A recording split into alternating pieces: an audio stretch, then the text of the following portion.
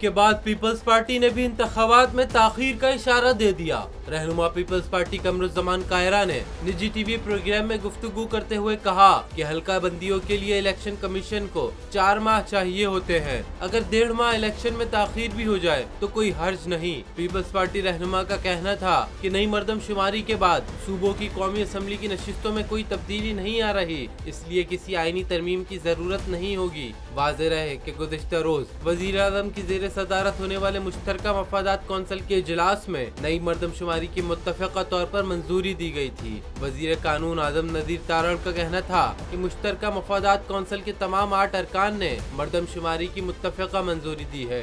हल्का बंदियों का काम 120 दिन में होना है। कौमी असम्बली में तमाम सूबों की नशिस्तों का वही हिस्सा रहेगा। आज़म नज़ीर तारण ने कहा कि आइन के आर्टिकल 51 के तहत आम इंतखाबात शाया की गई मर्दमशुमारी के मुताबिक होंगे।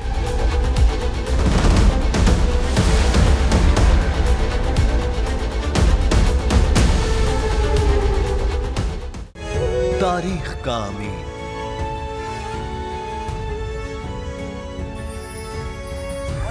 आजादी की अलामत,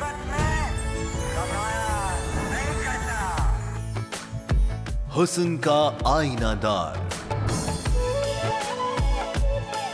फिक्रो नजरिए की अक्कास, सरफराजी का गवाह, यानी हम सबका निगहबान पाकिस्तान।